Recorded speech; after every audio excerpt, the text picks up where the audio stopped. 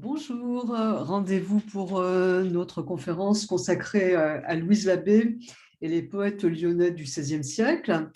Louise Labbé, dont vous apercevez à l'instant une représentation, une des rares que nous ayons, et encore avec incertitude, dans un contexte musical, car au XVIe siècle, la poésie se chante plus qu'elle ne se dit. En dessous, un anonyme, circa 1530, avec trois jeunes femmes, qui avec la flûte, qui avec d'autres instruments de musique.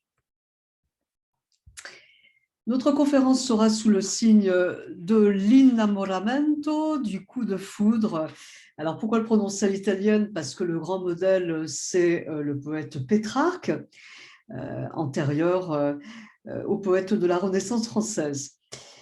Sera sous le signe du coup de foudre et de l'amour du beau, de l'amour du féminin.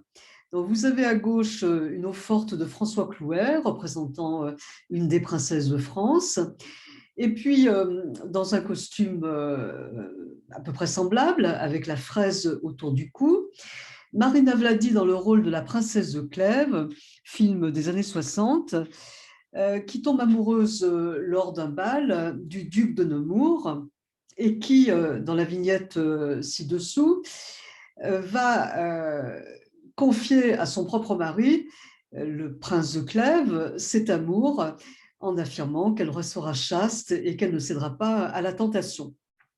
Alors c'est un film qui est à partir d'un ouvrage attribué à Madame de Lafayette au XVIIe siècle, donc contemporaine de La Rochefoucauld et de tous les écrivains qui gravitaient autour de la cour de Versailles, mais dont l'action se passe au XVIe siècle. Notre progression. Alors, je situerai tout d'abord le contexte, un lieu, un moment, un milieu. Il s'agira de la ville de Lyon, qui était la grande concurrente de Paris, bien sûr, mais également de Florence en Italie. Il sera question, dans une deuxième partie, de la figure de la femme poétesse, libre dans sa vie, libre dans son écriture, ce qui posera la question, bien sûr, qu'est-ce qu'être une femme au XVIe siècle? Et la dernière partie sera consacrée à l'énigme Louise Labbé, qui provoque beaucoup de remous et d'émotions dans les milieux universitaires. Donc, concernant notre première partie, je porterai votre attention sur une décennie très florissante, la décennie 1545, 1550 ou plus, où se trouvait à Lyon tout un aréopage poétique autour d'une figure centrale, le poète Maurice Aucel. Alors, notre contexte.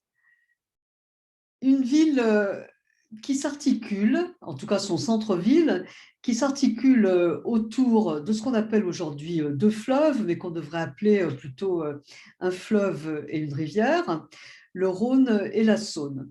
Alors, je vous ai proposé en illustration en haut à gauche un ouvrage fort agréable à lire qui a été rédigé par Max Bobichon, un prêtre du diocèse de Lyon qui a actuellement environ 90 ans, associé à un écrivain, Yves Montmessin, en regardant le temps passé à Lyon au XVIe siècle.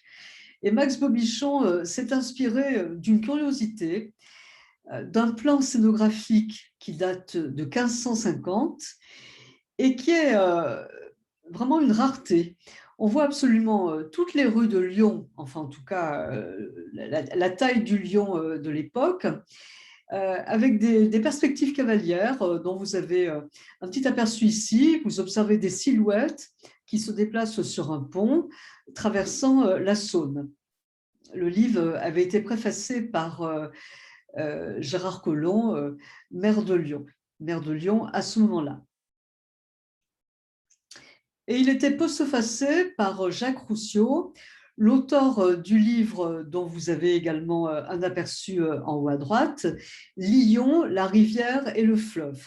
Alors, l'illustration dans les tons sépia, avec une dominante de jaune, renverrait plutôt à un imaginaire du XVIIIe, voire du XIXe siècle. Mais c'est bien la même idée qui réunit ces deux illustrations. Une ville où vous pouvez passer d'un pont à l'autre, vous pouvez traverser la Saône, le Rhône, par des ponts piétons, des passerelles, des ponts autoroutiers. Et tout s'articule autour de ces taux, de ces fleuves qui se réunissent à un endroit particulier où avait été construit il y a quelques années l'immense musée Confluence, donc qui se réunissent à la Confluence et dont Maurice Sèvres va s'inspirer pour un extrait de sonnet, le distique que j'ai joué en dessous. Alors là, un problème épineux se pose tout de suite. Est-ce que nous citons avec la langue assez difficile à lire de l'époque, ou est-ce que nous la traduisons en français moderne? Donc j'ai choisi une voie médiane, c'est-à-dire de temps à autre au cours de l'exposé, je vous proposerai quelques vers dans la langue de la Renaissance.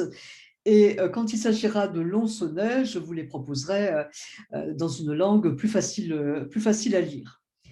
Plutôt seront Rhône et Saône des joints que d'avec toi mon cœur se désassemble. Donc il y a très peu de risques que le Rhône et la Saône puissent se désunir, comme il n'y a aucun risque que le cœur de l'amant se désunisse de celui de la femme aimée.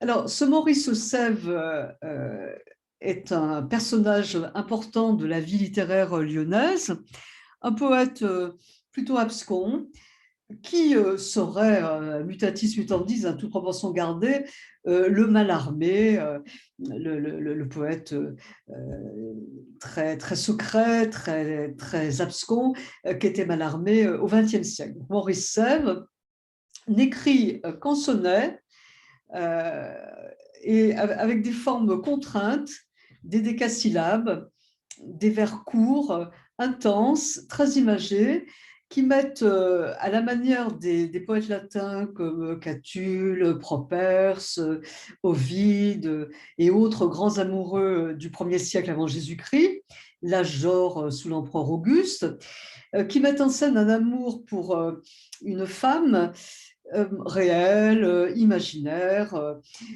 réputé pour sa beauté, réputé pour sa froideur. Donc, dans le cas de Maurice Sèvres, il s'agit de Délie, qui est dans de nombreux poèmes assimilé à la lune, un astre, un luminaire, autour duquel gravitent les autres astres, gravitent les amants. Une ville avec une floraison poétique importante, qui est mis en scène sur ce qu'on appelle le mur des Lyonnais. Donc, il s'agit d'un immense trompe-l'œil sur une façade d'immeuble à la Croix-Rousse, très connue des Lyonnais, représentant toutes les grandes figures, y compris bien sûr Guignol, ou même, pourquoi pas, Bertrand Tavernier. Et ici, vous observez de manière assez improbable Louise Labbé se penchant avec un manuscrit au balcon, et apparaît de l'autre côté Maurice Sèvres, plume en main, lui montrant le poème qu'il vient de rédiger à sa gloire. Alors bon, c'est un peu anachronique, on va un petit peu déphasé chronologiquement, et puis très improbable du point de vue du lieu sur le balcon.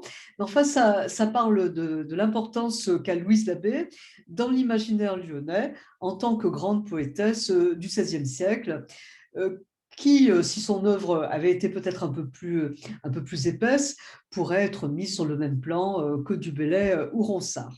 Alors, j'ai cité le mur des Lyonnais et j'ai cité également la statue d'Ipousségui. Nous sommes place Louis Pradel, juste à côté de l'Opéra de Lyon qui avait été mise en scène, si je puis dire, par l'architecte Jean Nouvel. Et sur cette place, le sculpteur qui se fait appeler Ipousségui a conçu une grande statue de Louise Labbé avec deux vers la présentant comme une poétesse de la passion amoureuse. Et on trouve également à côté une statue du maire qui avait commandité celle de Louise Labbé, donc une statue du maire Louis Pradel. Une autre citation de Maurice Sèvres, toujours dans son recueil d'Élie, consacré à cette femme mi-réelle, mi-imaginaire, en tout cas cette femme inaccessible. Et ces vers pourraient être signés par Louise Labbé. En toi je vis, ou que tu sois absente. En moi je meurs, ou que je sois présent. Nous sommes dans une poétique du désir lancinant, du manque, de l'absence, et puis du jeu, du va-et-vient entre Eros, le désir amoureux, et Thanatos, la mort. Donc c'est une thématique très importante en poésie en général et dans la lyrique amoureuse au XVIe siècle en particulier. Lyon, qui se veut la concurrente de Paris, d'autres villes, bien sûr, comme par exemple Toulouse, Bordeaux, mais surtout de Florence. Alors, elle était carrément appelée la Florence française, ou Françoise, je devrais même prononcer Françoise, comme on pouvait le faire à l'époque. Elle était considérée comme la seconde capitale du royaume après Paris, et également comme la capitale européenne de l'imprimerie. Donc là, c'est un point absolument essentiel parce que vont être retrouvés des manuscrits grecs, par exemple des poèmes de la grande poétesse de l'île de Lesbos, Sappho, des poèmes grecs, vont être retrouvés également des manuscrits latins ou d'autres époques. Et tous ces manuscrits vont être traduits, vont être mis en forme, notamment dans l'imprimerie de Jean de Tourne. Alors, il est important ce Jean de Tourne parce qu'autour de lui gravite tout ce distingué aréopage de poètes avec au centre Maurice Sèvres, Claude de Taillemont, Olivier de Magny. Ils sont nombreux à se faire imprimer chez Jean de Tourne. Et puis, on sait très peu de choses de la vie de Louise Labbé, mais on a pu remarquer qu'un de ses recueils de poèmes avait été imprimé post-mortem, elle a vécu peu de temps, justement à l'imprimerie de Jean de Tourne. Donc il y avait clairement un lien entre Jean de Tourne et Louise Labbé. Et puis, pourquoi ne pas mettre toute cette floraison poétique, toute cette lyrique amoureuse sous le signe de Vénus? Car trône au-dessus de la presqu'île lyonnaise, au-dessus de la confluence du Rhône et de la Saône, la colline de Fourvière, le Forum Veneris, qu'on pourrait traduire également par la place de Vénus. Alors en illustration, je vous ai proposé l'intérieur d'une cour, l'intérieur d'un palais lyonnais. Il est fréquent à Lyon au gré des ruelles, je ne sais pas, par exemple la rue Bellecordière, hein, le nom de Louise Labbé. Il est fréquent au gré de ses errances dans Lyon de pouvoir pousser une porte cochère et de tomber sur une merveille avec escalier en colimaçon, balcon à l'italienne, comme vous l'apercevez sur l'illustration.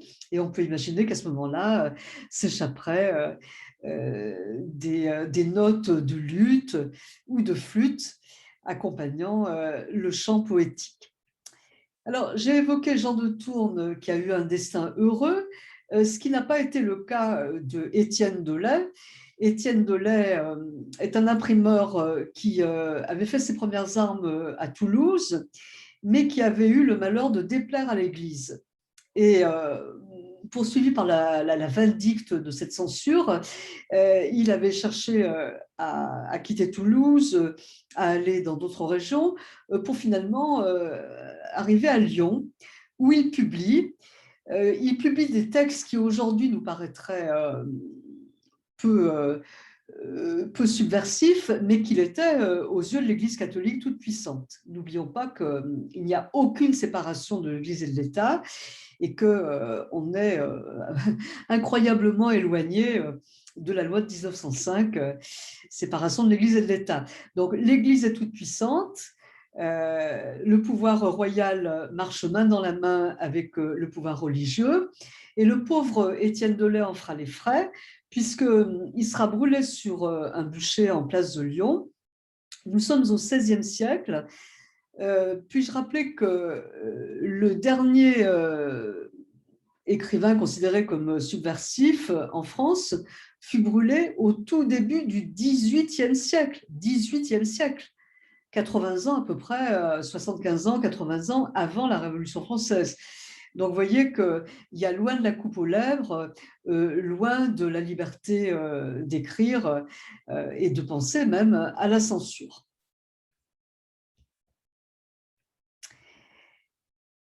Avant d'entrer dans le vif du sujet à propos de Louise Labbé, de l'écriture au féminin, et peut-être même d'une écriture féministe, je vous propose un petit aperçu des prédécesseurs. Alors, je vais déjà chercher quelqu'un qui est beaucoup plus en amont. Vous avez son nom écrit en dessous, Christine de Pisan. Nous sommes, comme vous le voyez, à l'orée du XVe siècle. Et Christine de Pisan a la particularité, comme quasiment toutes les femmes de son époque, d'avoir été mariée à 16 ans. Son époux a eu le bon goût de décéder rapidement, ce qui l'a laissé libre de revendiquer une position de veuve avec ses 3 enfants et d'arriver à être, semble-t-il, la première femme de toute l'histoire de la littérature française à vivre de sa plume, ce qui était extraordinaire, extraordinaire pour l'époque, et puis qui en disait long sur l'esprit de liberté qui animait cette poétesse. Alors, je reviens à un des prédécesseurs de Louise Labbé, qui est Marot, dont vous voyez le fréminois dans l'illustration à droite, le regard intelligent, une pointe d'humour, me semble-t-il, dans ce regard. Et Marot, comme plus tard Maurice Sèvres et les contemporains de Louise Labbé, aime à jouer avec les images, les mots, les métaphores, les antithèses. Alors voici un dizain, c'est-à-dire divers de décasyllabes, qui va précisément télescoper le glacé et le brûlant, le glacé de la femme aimée au brûlant de la femme amoureuse. Je le lis. Anne par jeu me jeta de la neige, que je cuis froide certainement. Mais c'était feu, expérience en neige, car embrasé je fus soudainement. Puisque le feu loge secrètement dans la neige, où trouverais-je place pour n'ardre point? Anne, ta seule grâce éteindre peut le feu que je sens bien, non point par eau, par neige, ni par glace, mais par sentir un feu pareil au mien. Vous retrouverez abondamment cette thématique chez Louise Labbé, comme chez ses concurrents ou amis poètes. Un petit mot sur Cuidet, que je sentais, que je ressentais froide. Marot inaugure un genre qui fit florès à l'époque, qui est le genre du blason. Alors le blason est accompagné de son coquin contre-blason. Donc blason, j'admire, je loue, je chante la beauté d'une partie du corps de la femme. Contre blason, je fais exactement le contraire, ce qui peut aller assez loin d'ailleurs. Je jetterai un voile pudique sur ces détails. Quand le contre blason s'attaque au bas corporel, aux fessiers et autres attributs féminins. Alors, voici quelques extraits quelques vers d'un blason, le blason du beau tétin, et qui à l'époque était considéré comme ayant les plus beaux tétins qu'il soit, Diane de Poitiers, qui non seulement était considérée comme une femme très belle, mais avait comme amant un roi de France, alors qu'elle était beaucoup plus âgée que lui. Quand on te voit, il vient ta main, une envie dedans les mains, de te tâter, de te tenir, mais il se faut bien contenir, d'en approcher. Bon gré, ma vie, car il viendrait une autre envie. Voilà, ça vous donne une idée du contexte un peu coquin, ludique, de ces blasons et contre-blasons. Alors, ce blason appartient à un recueil qui s'appelle Épigrammes, donc des des petites lettres à la manière romaine, où on cherche avant tout à plaire à son destinataire et particulièrement à son mécène, car on ne pouvait guère vivre de sa plume, aucune protection sociale, comme vous l'imaginez, et besoin d'un mécène, le roi ou un riche homme de cour. Le corps féminin est ainsi présenté en fragments, surtout dans cette période de la première moitié du XVIe siècle.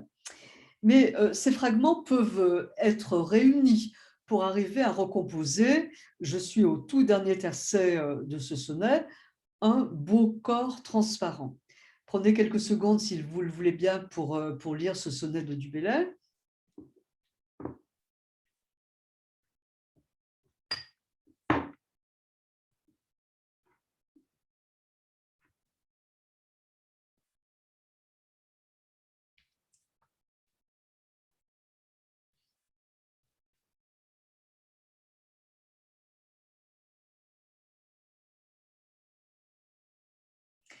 On commence par le haut, les cheveux, le front, les yeux de cristal, la bouche honorée, honorée de baiser bien sûr, les belles dents d'ébène.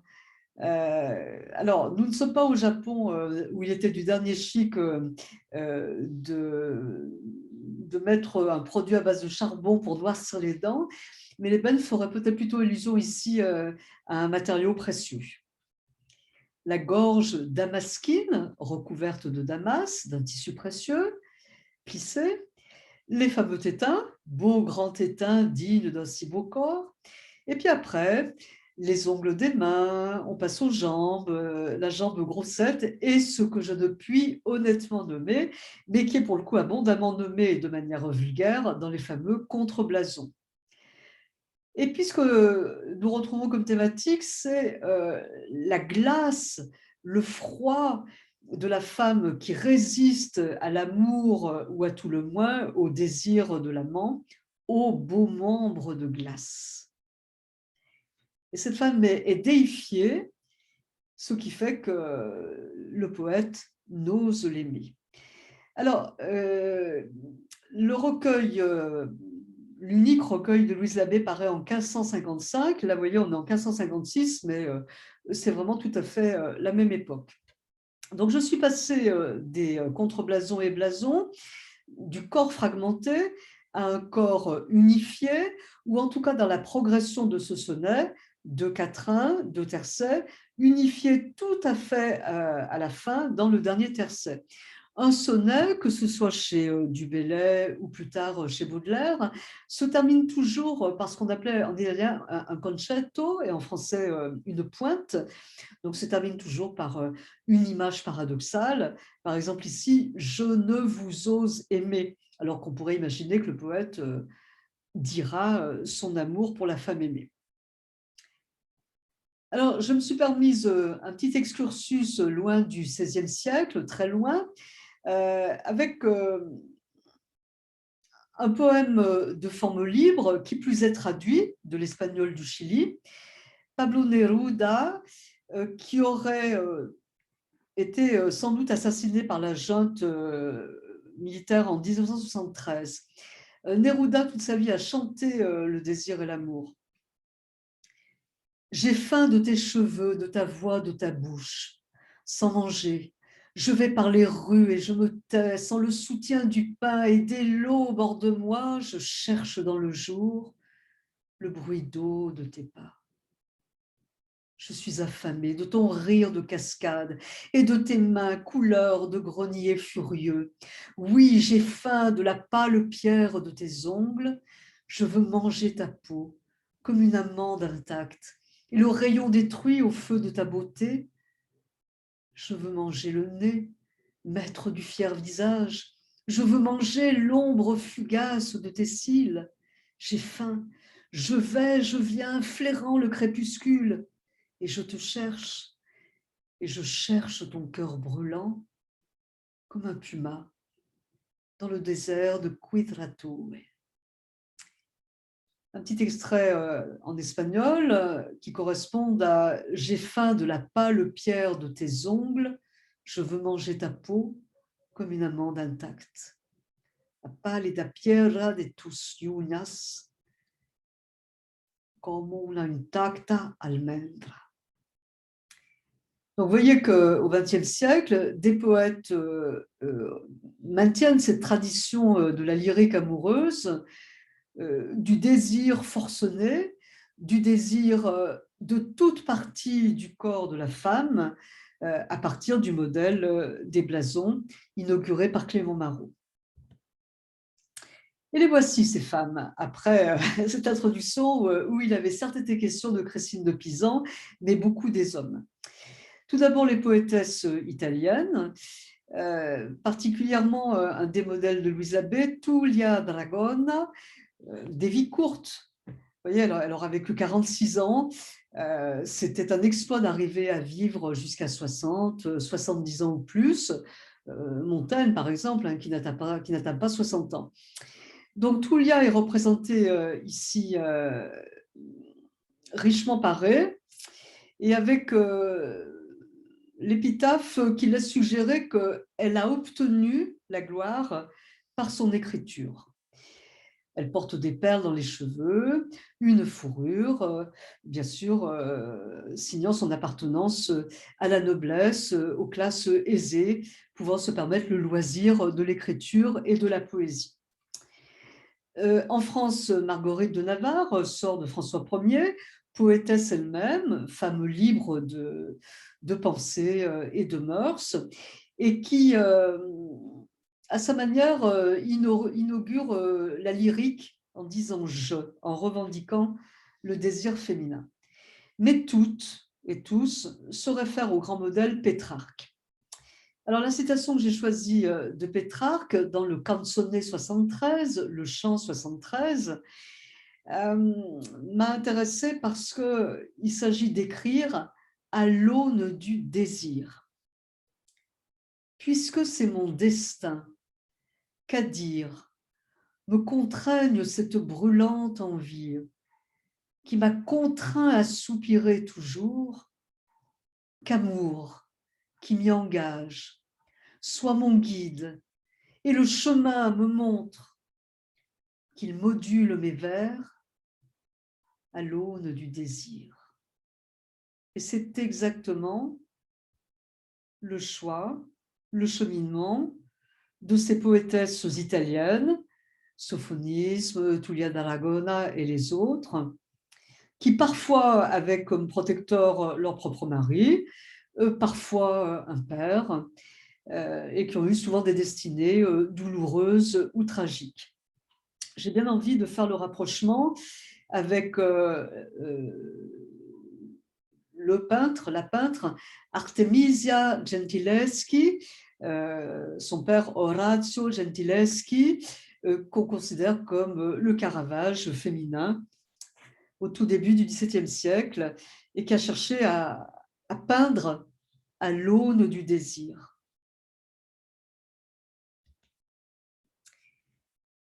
Et toutes ces poétesses revendiquent le fait de devenir un Orphée au féminin.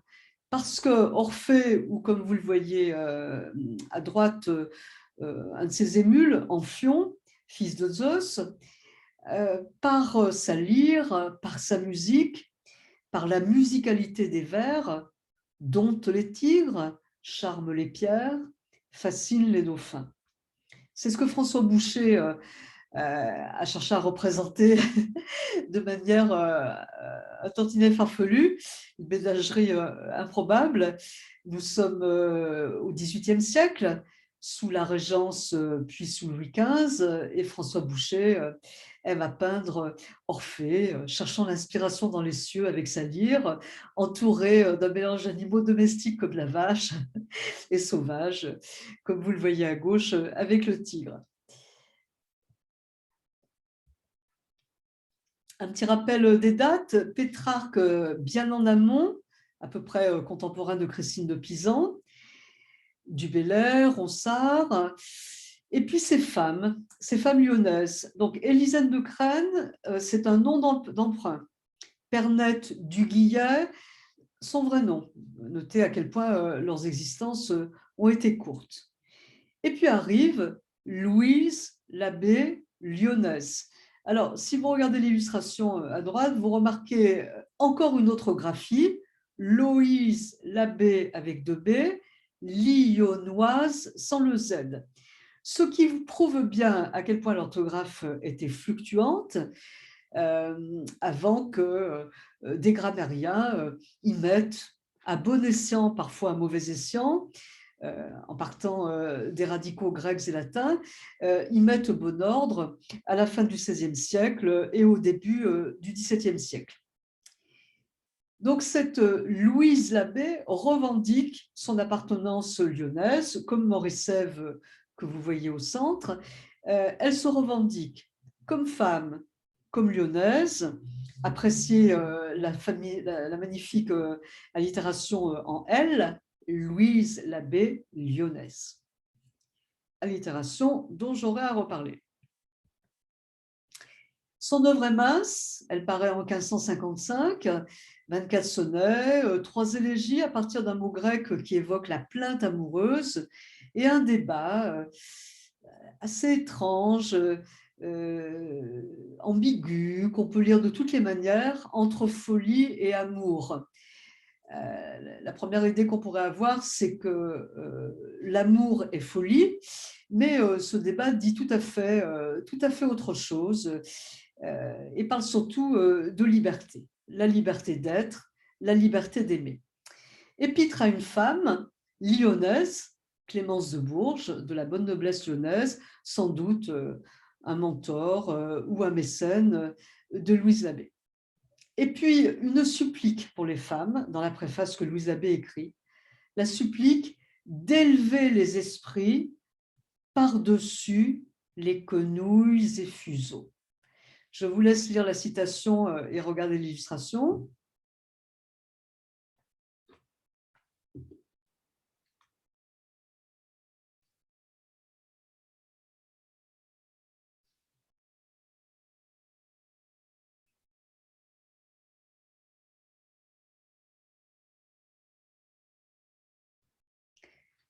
En notant bien la négation. Hein. Si nous ne sommes, sous-entendu pas, faites pour commander. Comment être femme au XVIe siècle et comment trouver sa place? Alors, bien sûr, c'est plus facile quand on est d'un bon milieu bourgeois ou noble. Louise Labbé, qui avait épousé un cordier, d'où son nom de belle cordière, hein, un bourgeois ayant pignon sur rue.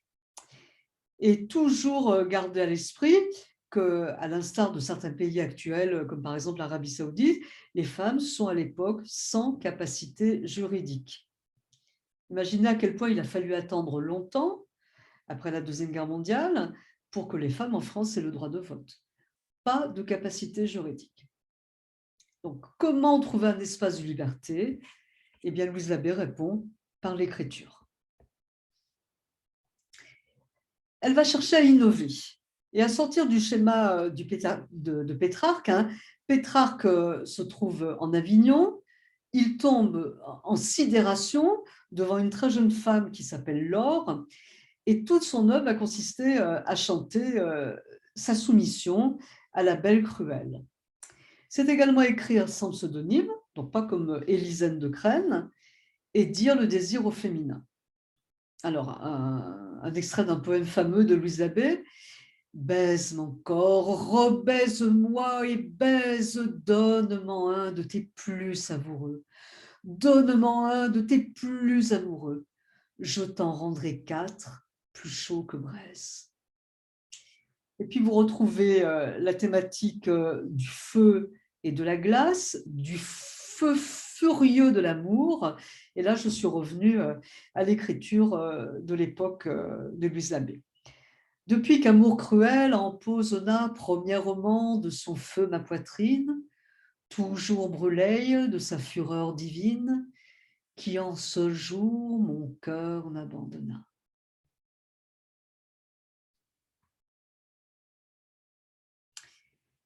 Peu de chanteurs ou de chanteuses se sont frottés à Louise Labbé Et c'est le cas d'une chanteuse qui eut son heure de gloire dans les années 50, 60, 70, même un peu après, et qui était une compagne de route du Parti communiste. On l'entendait beaucoup, par exemple, aux fêtes de l'UMA. Il s'agit de la chanteuse Colette Mani, qui, de sa voix très chaude et dans son amour intime pour le corps féminin, a chanté Louise Labbé. J'avais évoqué Jean de Tourne en son imprimerie, qui réédite les odes de Sappho, fraîchement redécouvertes et traduites, alors qui avait été mais un coup de tonnerre, parce que ces odes de Sappho avaient déjà été imitées chez les Romains, notamment par Catulle, toujours au 1er siècle avant Jésus-Christ. Et voici qu'elles vont littéralement irriguer la lyrique amoureuse et lui donner un coup de fouet. Alors, j'ai choisi 3 extraits. Un de Sappho, il s'agit bien d'une traduction du grec, donc vous savez que la traduction perd de la saveur du texte initial. Ensuite, quelques vers de Louise Labbé, et enfin un extrait de la Phèdre de Racine, parce que Racine était un très fin latiniste et helléniste. Il avait été lui-même, plus tard, ébloui par Sappho, ou en tout cas la traduction latine de Catulle, et il s'en était largement inspiré pour vivifier à sa manière la thématique du feu et de la glace, celle autour de laquelle je tourne depuis le début de cette rencontre. Sappho. Un seul regard vers toi et je ne puis plus parler. Ma langue se brise, un feu subtil se répand sous ma peau. Mes yeux ne voient plus, mes oreilles bourdonnent, une sueur glacée m'enveloppe, un tremblement me saisit tout entière. Je suis plus verte que l'herbe et me sens près de mourir. Belle description de l'inamoramento, du coup de foudre amoureux, tel qu'il fut chanté dans la lyrique poétique au XVIe siècle. L'abbé, je le vis, je meurs. Je me brûle et me noie. J'ai chaud extrême en endurant froidure. La vie m'est trop molle et trop dure. J'ai grands ennuis entremêlés de joie.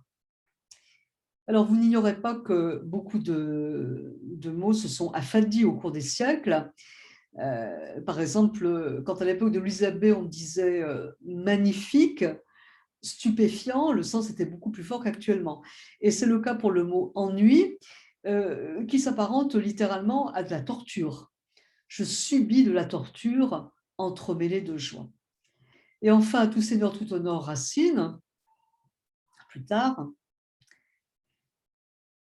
la malheureuse Phèdre, avec Vénus tout entière à sa proie attachée, se confie à sa suivante, Eunone, et décrit ce qu'elle a ressenti quand le bel Hippolyte, fils de son époux, Thésée, donc son propre beau-fils, lui était apparu. Je le vis, je rougis, je pâlis à sa vue, un trouble s'éleva dans mon âme éperdue. Les yeux ne voyaient plus, je ne pouvais parler. Je sentis tout mon corps étransir et brûler. Alors, si vous voulez entendre une magnifique version de ces vers, je vous dirigerai vers la prononciation de la comédienne Dominique Blanc. Il y avait eu une belle Phèdre par Patrice Chéreau en 2004, sauf erreur, où Dominique Blanc jouait le rôle de Phèdre. Et ce désir amoureux chanté par Sappho au VIe siècle avant Jésus-Christ, par Labbé au XVIe, par Racine au XVIIe, eh bien c'est un éros froid et brûlant, doux et amer, piquant et suave. Et il y a un mot grec très joli pour cela, c'est un amour glucupikros, doux amer. Alors voici un poème entier de Louise Labbé à gauche et un autre en graphie du XVIe siècle. Prenez du temps pour les découvrir.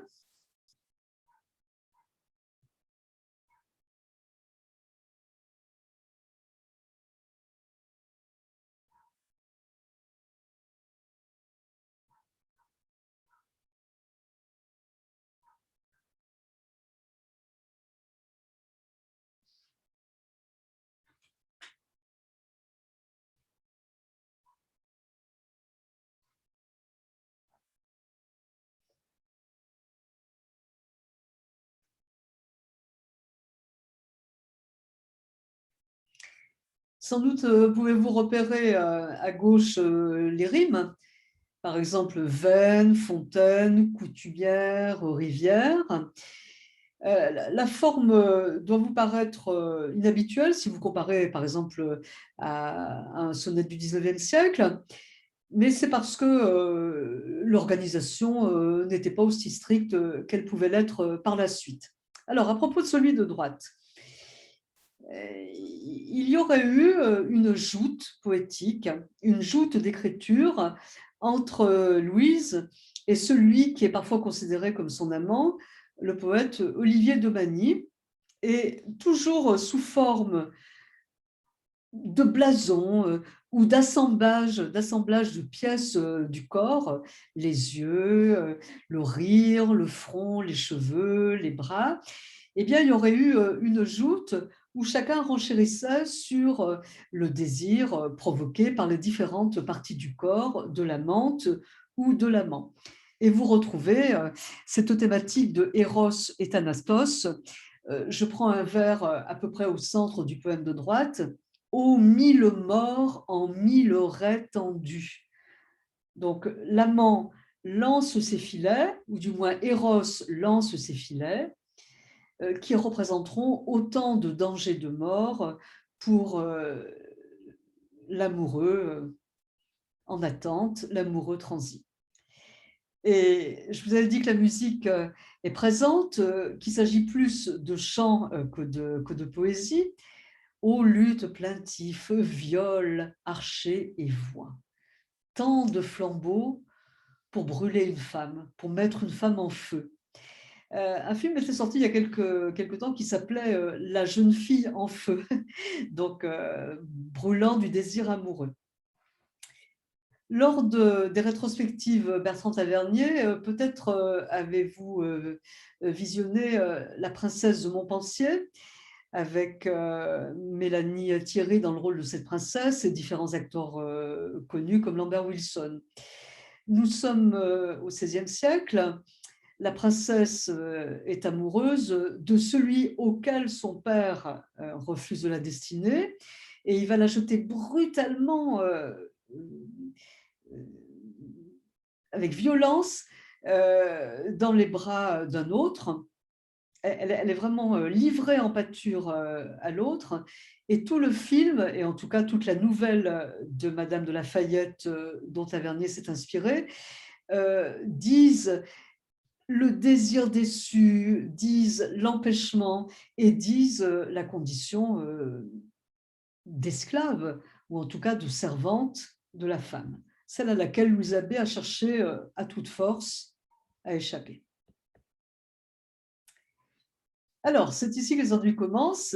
Nous arrivons à la dernière partie de l'exposé. Toute l'œuvre de Louise Labbé est empreinte d'ironie, d'ambiguïté. Elle peut être lue au premier, au deuxième, au troisième degré, en sachant qu'on a affaire, elle-même et ses semblables poètes, à des gens extraordinairement cultivés, imprégnés jusqu'à la moelle de références gréco-latines. Et à l'instar du poète Ovide ou encore du poète Horace, qui était très friand d'allusions, de jeux interstitiels dans le texte, à l'instar de ces poètes romains, eh bien, l'abbé et ses semblables vont écrire des textes emplis de choses-trappes, emplis de pièges. Qui écrit quoi, pour qui, à quel destinataire?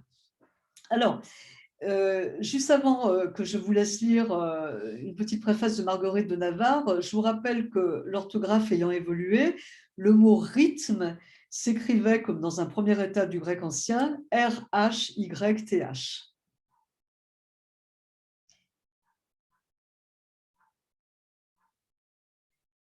Donc, Marguerite de Navarre en est encore alors, à s'excuser ou à faire semblant de s'excuser, de n'écrire qu'un ouvrage de femme. C'est exactement ce que Louise Labbé refuse.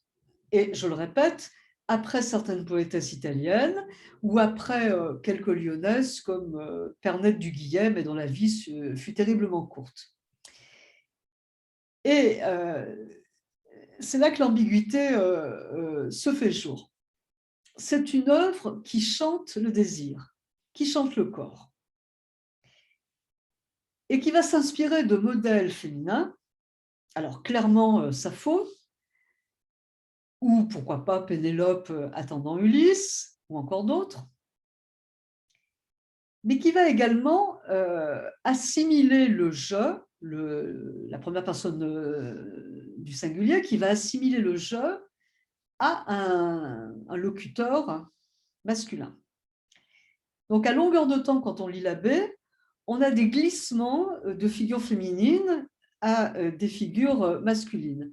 Dans le poème « Tant de flambeaux pour ardre une femelle », à ce moment-là, l'abbé se revendique bien comme femme. En tout cas, le jeu lyrique se revendique bien comme femme.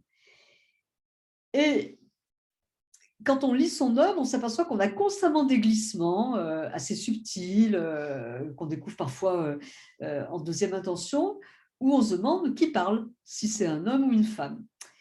Alors, les éléments biographiques laisseraient supposer que, grâce à son frère, Louise Labbé montait à cheval, pratiquait les arts équestres, savait manier les armes, l'épée, l'arc. Et on trouve aussi de nombreuses allusions, particulièrement dans le débat de Folie et d'amour, aux personnages qui hantent une œuvre très célèbre en Italie, à peu près contemporaine de celle de Pétrarque, l'Arioste, Orlando Furioso, le Roland furieux. Et dans ce Roland furieux, Roland a fort affaire avec la femme aimée, la femme convoitée, parce que celle-ci même est capable de le provoquer en duel, de tenir les armes bradamante. Elle est capable de lutter.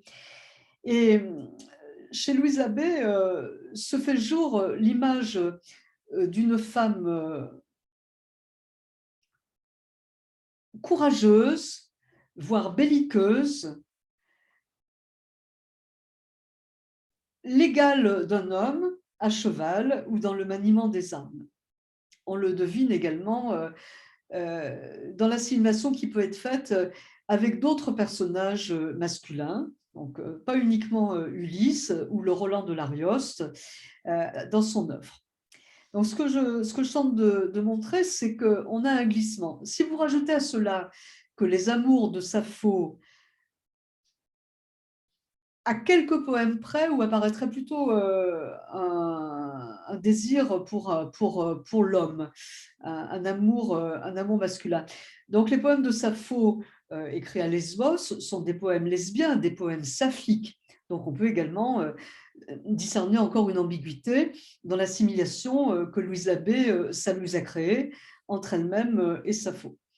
Donc je suis en train d'évoquer un jeu amusé, extrêmement sophistiqué, un jeu avec les genres, masculin-féminin, avec les codes, et en n'oubliant pas que, de même que La Fontaine, dans ses fables ou dans ses contes, dialoguait avec ses écrivains contemporains, ses contemporains, comme par exemple Molière, à coups d'allusions, à coups de petites flèches, de petites pointes. Et bien de même, en tant que femme, l'abbé dialogue, pour ne pas dire guerroie, pratique le duel avec ses propres contemporains. Une autre figure intéressante que j'ai surlignée, c'est celle d'Arachné. Arachné, c'est la femme transformée en araignée, bien entendu, toujours à cause d'une vengeance, de jalousie amoureuse. La spécialiste de ces vengeances, c'était Héra, Junon, épouse de l'infidèle Zeus Jupiter. Et la figure d'Arachné est très importante dans l'œuvre de l'abbé parce que, de même que Arachné tisse une toile splendide, extraordinaire, provoquant également la jalousie de Héra Junon, eh bien, l'abbé va tisser un texte où la trame narrative s'entremêle à une chaîne d'allusions, de métaphores, de jeux avec les genres et avec les codes, propres à séduire les beaux esprits de son temps. Donc c'est une sorte de bas bleu, une sorte de précieuse avant l'heure. En tout cas, il est certain que jeu ou non-jeu, il s'agit avant tout de se revendiquer comme auteur à part entière, de ne pas se déguiser, de ne pas se cacher. Alors, nous y arrivons. L'énigme Louise Labbé. Elle, Louise Labbé, lyonnaise. C'est surprenant tout de même qu'un écrivain se revendique d'un lieu au point de ne jamais citer son propre nom, ne jamais signer ses œuvres sans ajouter lyonnaise. Alors, on est sûr d'une chose, c'est qu'une femme nommée Louise Labbé a existé. Elle était mariée avec un homme parfaitement identifié. On a même encore aujourd'hui une rue Bellecordière dans le Vieux-Lyon, en sachant juste qu'elle a changé de place. Elle s'appelle toujours Bellecordière, mais ce n'est pas exactement la rue qui existait à l'époque de Louise Labbé. Petite controverse au passage pour savoir si la rue a été nommée à cause de Louise Labbé ou simplement parce que c'était une rue où il y avait beaucoup de gens qui vendaient des cordes ou qui fabriquaient des cordes pour tous ces bateaux circulant sur le Rhône et la Saône.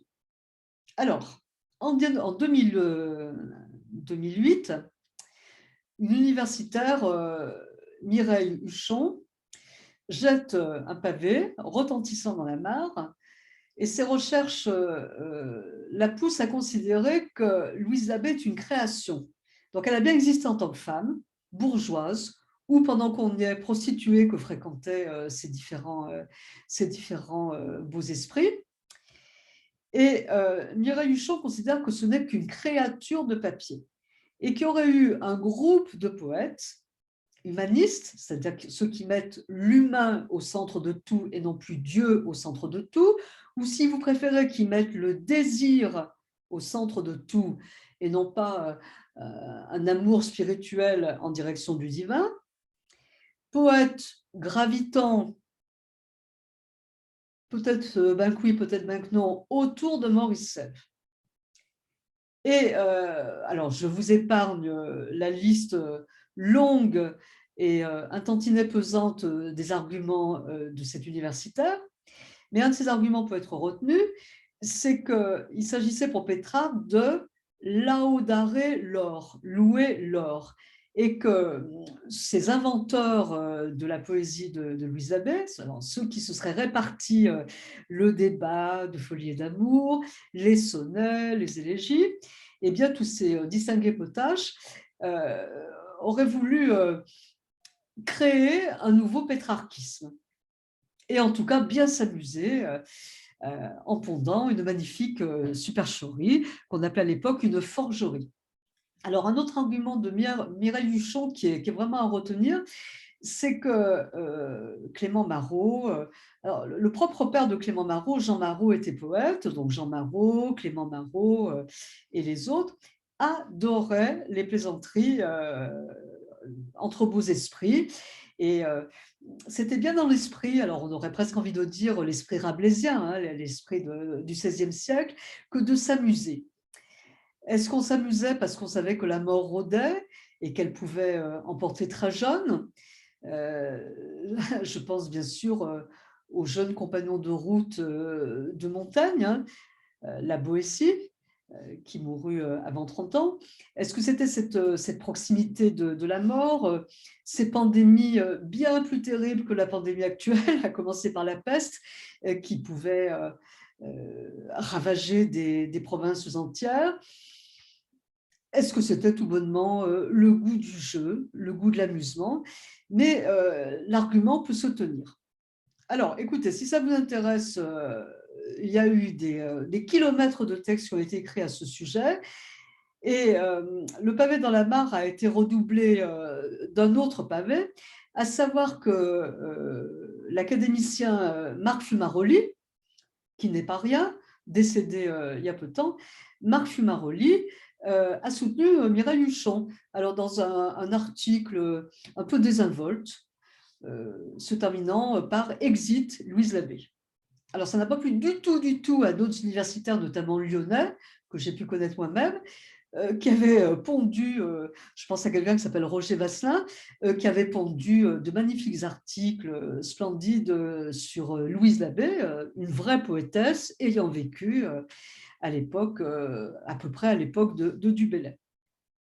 Donc, beaucoup de déchirements, de controverses, de piques acérées entre ces distingués universitaires. Alors, qui croire, que penser? Donc, si c'est une supercherie, elle est brillante. Si on est obligé d'opposer un être de chair bourgeoise lyonnaise et pourquoi pas prostituée chez laquelle se retrouvaient les grands esprits de l'époque,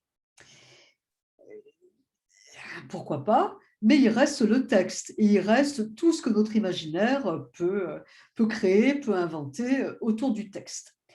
Alors, ce qui est amusant dans ces déchirements universitaires, il y a le fait que beaucoup de femmes, s'inspirant des fameuses études de genre à l'américaine, étaient très, très contentes de revendiquer un modèle féministe, féminin et féministe, et de rédiger leurs articles, de produire leurs colloques sur Louise Labbé. Voilà, donc ce qui m'a beaucoup amusé, c'est la façon dont des guerres picrocolines, pour prendre un mot rabelaisien, ont frappé le milieu universitaire concernant l'énigme Louise Labbé. Ce que j'aimerais garder, c'est que ce qui compte, c'est le texte.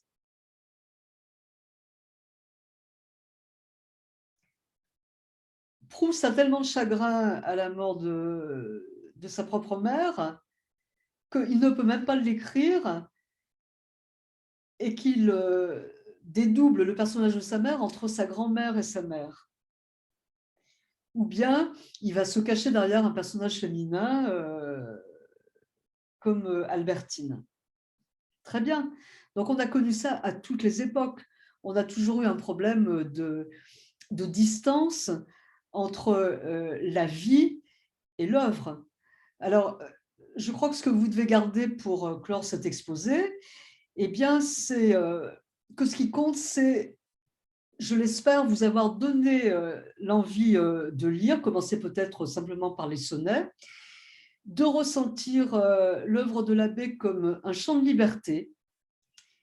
Et puis, souvenons-nous que ce qui compte, depuis la plus haute antiquité jusqu'au XVIe siècle, c'est d'arriver à tendre des fils entre les mots d'hier et les passions et les désirs d'aujourd'hui. Quelques éléments bibliographiques. L'édition en Garnier-Flammarion qui avait été établie par le très sérieux François Rigolo, Louise Labbé, œuvre complète, en 2004, très bonne préface. Une bio tout à fait agréable à lire, Madeleine Lazare, toujours en 2004. Le fameux pavé dans la mare de Mireille Huchon. Et puis, il vous paraîtra étrange d'entendre parler du chien des Baskerville, c'est-à-dire de Sherlock Holmes et de son auteur Conan Doyle. C'est parce qu'un universitaire, Pierre Bayard, s'est spécialisé justement dans les énigmes littéraires, les écarts qui peuvent exister entre ce qu'on sait, ce qu'on devine d'un auteur et le contenu d'un texte. Voilà, donc je vous recommande quelque chose qui est très agréable à lire, L'affaire du chien des Baskerville. Je vous remercie beaucoup, je vous souhaite beaucoup de courage pour la suite. Nous allons nous tirer d'affaire et relisons Louise Labbé. Merci. Quelques notes chantées par Colette Mani. Plus chaud que